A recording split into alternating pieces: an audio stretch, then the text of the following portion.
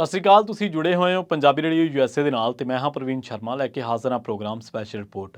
ਅੱਜ ਦੀ ਇਸ ਰਿਪੋਰਟ ਦੇ ਵਿੱਚ ਗੱਲਬਾਤ ਕਰਾਂਗੇ ਉਹਨਾਂ ਲੀਡਰਾਂ ਦੇ ਬਾਰੇ, ਉਹਨਾਂ ਦੀ ਹੋਣੀ ਦੇ ਬਾਰੇ ਤੇ ਉਹਨਾਂ ਦੇ ਸਟੈਂਡ ਦੇ ਬਾਰੇ ਤੇ ਉਹਨਾਂ ਦੀ ਦੁਬਿਧਾ ਦੇ ਬਾਰੇ, ਜਿਹੜੇ ਲੀਡਰ ਖੁਦ ਲੋਕਾਂ ਨੂੰ ਕਦੇ ਬੁੱਧੂ ਸਮਝਦੇ ਰਹੇ ਆ, ਲੋਕਾਂ ਨੂੰ ਕਦੇ ਮੂਰਖ ਬਣਾਉਂਦੇ ਰਹੇ ਆ, ਲੋਕਾਂ ਨੂੰ ਕਦੇ ਭੋਲੇ ਭਾਲੇ ਸਮਝ ਕੇ ਉਹਨਾਂ ਨੂੰ ਵੱਡੇ ਵੱਡੇ ਸੁਪਨੇ ਦਿਖਾ ਕੇ ਤੇ ਉਹਨਾਂ ਨੂੰ ਹਮੇਸ਼ਾ ਛੱਛੋ ਪੰਜ ਦੇ ਚੁਰਾਹੇ ਦੇ ਉੱਤੇ ਖੜਾਉਂਦੇ ਦੇਖੇ ਗਏ ਆ। ਪਰ ਅੱਜ ਉਹ ਖੁਦ ਦੁਬਿਧਾ ਦੇ ਗੇਟ ਦੇ ਵਿੱਚੋਂ ਲੰਘ ਰਹੇ ਨੇ। ਅੱਜ ਉਹ ਖੁਦ ਛੱਛੋ ਪੰਜ ਦੇ ਵਿੱਚੋਂ ਨਿਕਲ ਰਹੇ ਨੇ।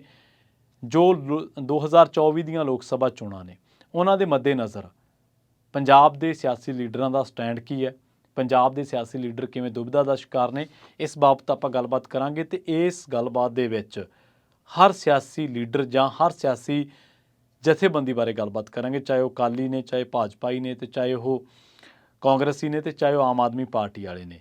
ਤਾਂ ਇਹ ਅਕਸਰ ਕਿਹਾ ਜਾਂਦਾ ਕਿ ਤੁਹਾਡਾ ਇੱਕ ਆਈਡੀਓਲੋਜੀਕਲ ਸਟੈਂਡ, ਵਿਚਾਰਧਾਰਕ ਸਟੈਂਡ ਹੋਣਾ ਚਾਹੀਦਾ, ਜਿਹੜਾ ਕਿ ਸਪਸ਼ਟ ਹੋਣਾ ਚਾਹੀਦਾ। ਤੇ ਬਹੁਤੀ ਵਾਰ ਤੁਹਾਡੇ ਸਿਆਸੀ ਸੁਪਨੇ ਅਜਿਹੇ ਹੁੰਦੇ ਨੇ ਜਿਹੜੇ ਤੁਹਾਡੀ ਜੋ ਸਿਆਸੀ ਆਕਾ ਹੁੰਦੇ ਨੇ, ਮਤਲਬ ਪਾਰਟੀ ਹਾਈ ਕਮਾਂਡ ਹੁੰਦਾ, ਤੁਸੀਂ ਉਹਨਾਂ ਦੇ ਸਾਹਮਣੇ ਉਹ ਸੁਪਨਿਆਂ ਨੂੰ ਜਿਉਂਦਾ ਰੱਖਣ ਦੇ ਲਈ ਉਹਨਾਂ ਦੀ ਜੀ ਹਜ਼ੂਰੀ ਕਰਦੇ ਆ। ਬਹੁਤ ਲੋਕਾਂ ਦੇ ਬਾਰੇ ਕਿਹਾ ਜਾਂਦਾ ਤੇ ਅਕਸਰ ਹੀ ਇਹ ਗੱਲ ਕਹੀ ਜਾਂਦੀ ਹੈ ਕਿ ਸਾਡੀ ਪਾਰਟੀਆਂ ਦੇ ਵਿੱਚ, ਸਾਡੇ ਪੋਲੀਟੀਕਲ ਸਿਸਟਮ ਦੇ ਵਿੱਚ ਜੀ ਹਜ਼ੂਰੀ ਜਿਹੜਾ ਕਲਚਰ ਆ ਉਹ ਬਹੁਤ ਭਾਰੂ ਹੈ। ਆਪਣੇ ਤੋਂ ਉੱਪਰਲੇ, ਆਪਣੇ ਤੋਂ ਬੌਸ ਨੂੰ ਖੁਸ਼ ਰੱਖਣਾ, ਉਹਦੀ ਖੁਸ਼ਾਮਦ ਕਰਨਾ ਸਿਆਸੀ ਲੀਡਰਾਂ ਦੀ ਮਜਬੂਰੀ ਹੈ।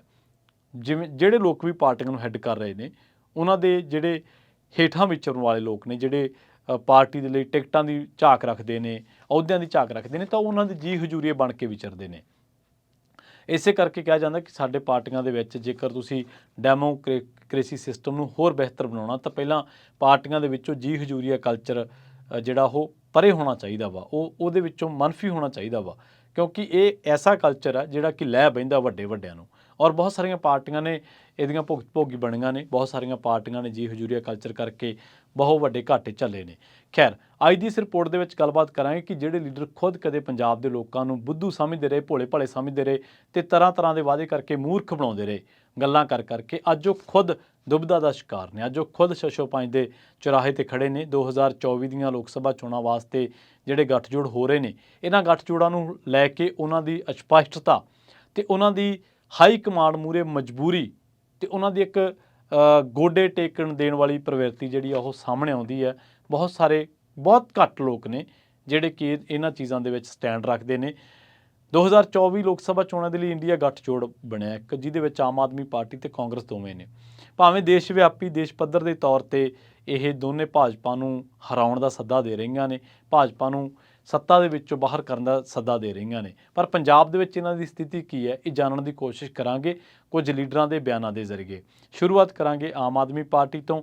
ਔਰ ਇੱਥੇ ਮੈਂ ਤੁਹਾਨੂੰ ਇੱਕ ਗੱਲ ਸਾਫ਼ ਕਰ ਦੇਣੀ ਚਾਹੁੰਦਾ ਵਾਂ ਕਿ ਚਾਹੇ ਉਹ ਭਾਜਪਾ, ਚਾਹੇ ਉਹ ਆਮ ਆਦਮੀ ਪਾਰਟੀ ਤੇ ਚਾਹੇ ਉਹ ਕਾਂਗਰਸ ਹੈ, ਤਿੰਨਾਂ ਦੀਆਂ ਹਾਈ ਕਮਾਂਡ ਇੱਥੋਂ ਦੀ ਲੀਡਰਸ਼ਿਪ ਨੂੰ ਕਿ ਬਹੁਤਾ ਜ਼ਿਆਦਾ ਨਹੀਂ ਗਿਣਦੀ।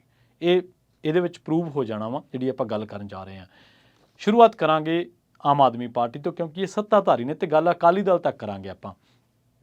ਆਮ ਆਦਮੀ ਪਾਰਟੀ ਦੇ ਲੀਡਰਾਂ ਨੂੰ ਜਦੋਂ ਪਤਾ ਲੱਗਦਾ ਕਿ 2024 ਦੇ ਲਈ ਗੱਠਜੋੜ ਹੋ ਗਿਆ ਆਮ ਆਦਮੀ ਪਾਰਟੀ ਦਾ ਤੇ ਕਾਂਗਰਸ ਦਾ, ਤਾਂ ਆਮ ਆਦਮੀ ਪਾਰਟੀ ਦੇ ਵਿੱਚੋਂ ਭਗਵੰਤ ਮਾਨ, ਜਿਹੜੇ ਕਿ ਪਹਿਲਾਂ ਕਹਿੰਦੇ ਸੀਗੇ ਕਿ ਮੇਲੇ 'ਚ ਅਮਰੂਦਾਂ ਨੂੰ ਕੌਣ ਪੁੱਛਦਾ, ਬਾਅਦ ਦੇ ਵਿੱਚ ਉਹ ਕਹਿੰਦੇ ਨਜ਼ਰ ਆਏ ਕਿ ਜੋ ਹਾਈ ਕਮਾਂਡ ਦਾ ਫੈਸਲਾ ਹੋਊਗਾ, ਹਰਪਾਲ ਚੀਮਾ ਵੀ, ਜੋ ਹਾਈ ਕਮਾਂਡ ਦਾ ਫੈਸਲਾ ਹੋਊਗਾ ਅਸੀਂ ਉਹੀ ਕਰਾਂਗੇ। ਇਹਦਾ ਮਤਲਬ ਇਹ ਹੈ ਕਿ ਜਿਹੜੇ ਕਲਚਰ ਨੂੰ ਤੁਸੀਂ 2 ਸਾਲ ਪਹਿਲਾਂ ਭੰਡਦੇ ਰਹੇ, ਤੁਸੀਂ ਕਹਿੰਦੇ ਰਹੇ ਕਿ ਕਾਂਗਰਸ ਸਰਕਾਰ, ਕਾਂਗਰਸ ਪਾਰਟੀ ਐਸੀ ਹੈ ਜਿਹੜੀ ਛਿੱਕ ਵੀ ਨਹੀਂ ਮਾਰ ਸਕਦੀ, ਕਾਂਗਰਸ ਪਾਰਟੀ ਐਸੀ ਹੈ ਜਿਹੜੀ ਹਾਈ ਕਮਾਂਡ ਨੂੰ ਪੁੱਛੇ ਬਿਨਾਂ ਫੈਸਲਾ ਨਹੀਂ ਲੈ ਸਕਦੀ, ਇਹਨਾਂ ਦੇ ਫੈਸਲੇ ਦਿੱਲੀ ਤੋਂ ਹੁੰਦੇ ਨੇ, ਤਾਂ ਅਸੀਂ ਫੈਸਲੇ ਇੱਥੇ ਕਰਾਂਗੇ। ਤਾਂ ਇਸ ਗੱਲ ਦੇ ਵਿੱਚ ਤੁਹਾਡੇ ਬਿਆਨ ਖੁਦ ਹੀ ਕੰਟਰਾਡਿਕਟ ਨੇ। ਤੁਸੀਂ ਪਹਿਲਾਂ ਦੂਜਿਆਂ ਨੂੰ ਕਹਿੰਦੇ ਹੁੰਦੇ ਸੀ, ਅੱਜ ਤੁਸੀਂ ਖੁਦ ਉਸ ਦੌਰ ਦੇ ਵਿੱਚੋਂ ਲੰਘ ਰਹੇ ਹੋ। ਤਾਂ ਇਹਨਾਂ ਦੇ ਹੀ ਅਨਮੋਲ ਗਗਨ ਮਾਨ ਉਹ ਥੋੜ੍ਹਾ ਉਲਟਾ ਪੈਂਤੜਾ ਦਿਖਾ ਰਹੇ ਨੇ। ਉਹ ਕਹਿੰਦੇ ਕਿ ਜੀ 13 ਸੀਟਾਂ 'ਤੇ ਲੜਾਂਗੇ। ਸੋ ਇੱਥੇ ਇੱਕ ਕੰਟਰਾਡਿਕਸ਼ਨ ਨਜ਼ਰ ਆ ਰਹੀ ਹੈ। ਇਹਦਾ ਮਤਲਬ ਹੈ ਕਿ ਇਹਨਾਂ ਦੇ ਵਿੱਚ ਅਸਪਸ਼ਟਤਾ, ਇਹਨਾਂ ਨੂੰ ਪਤਾ ਨਹੀਂ ਹੈ ਕਿ ਕੀ ਹੋਣ ਜਾ ਰਿਹਾ। ਅਤੇ ਇੱਥੋਂ ਇਹ ਵੀ ਪਤਾ ਲੱਗਦਾ ਕਿ ਇਹਨਾਂ ਨੂੰ ਭਰੋਸੇ ਦੇ ਵਿੱਚ ਵੀ ਲਿਆ ਨਹੀਂ ਜਾਣਾ, ਕਿਉਂਕਿ ਦਿੱਲੀ ਨੇ ਜੋ ਫੈਸਲੇ ਲਏ ਨੇ ਉਹ ਆਪਣੇ ਪੱਧਰ 'ਤੇ ਲਏ ਨੇ ਅਤੇ ਆਪਣੇ ਮੁਤਾਬਕ ਲਏ ਨੇ, ਆਪਾਂ ਨੂੰ ਜੋ ਚਾਹੁੰਦੀ ਹੈ ਚੀਜ਼ ਉਹਦੇ ਮੁਤਾਬਕ ਲਏ ਨੇ। ਰਾਜ ਸਭਾ ਮੈਂਬਰਾਂ ਨੂੰ ਨੋਮੀਨੇਟ ਕਰਨ ਵਾਲੇ ਤੁਸੀਂ ਦੇਖ ਸਕਦੇ ਹੋ ਕਿ ਕਿੰਨੀ ਇਹਨਾਂ ਤੋਂ ਪੁੱਛਿਆ ਗਿਆ ਹੋਣਾ। ਹੁਣ ਆਜੋ ਗੱਲ ਕਾਂਗਰਸ ਪਾਰਟੀ ਦੀ ਕਰਦੇ ਹਾਂ।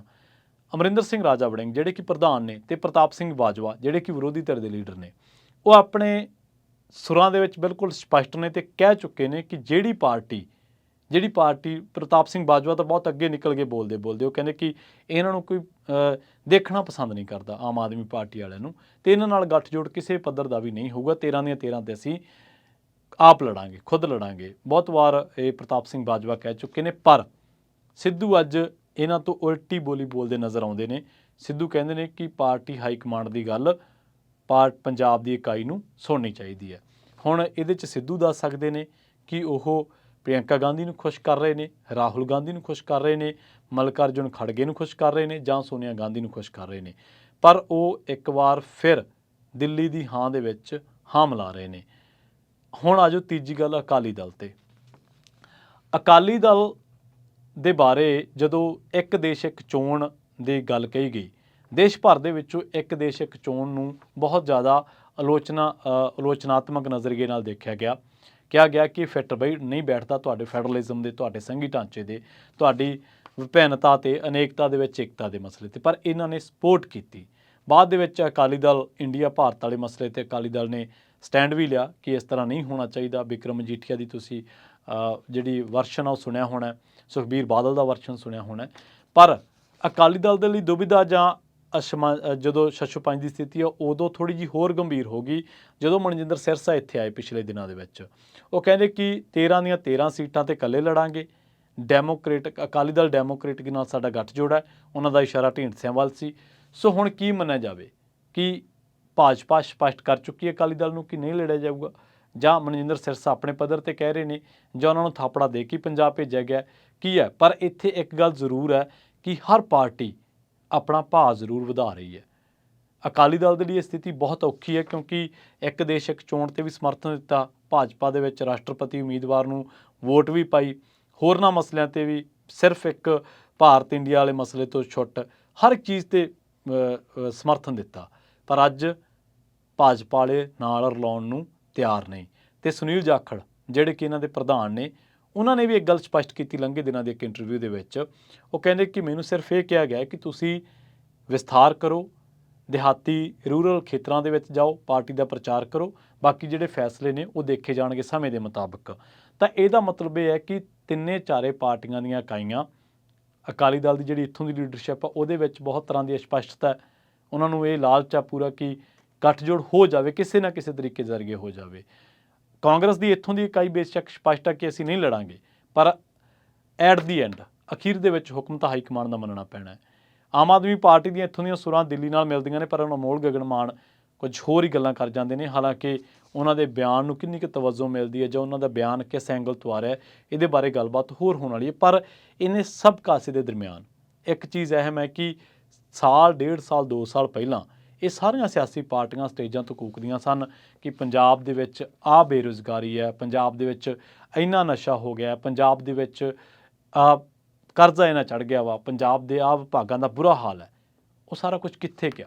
ਕੀ ਤਸਵੀਰ ਬਦਲੀ ਹੈ?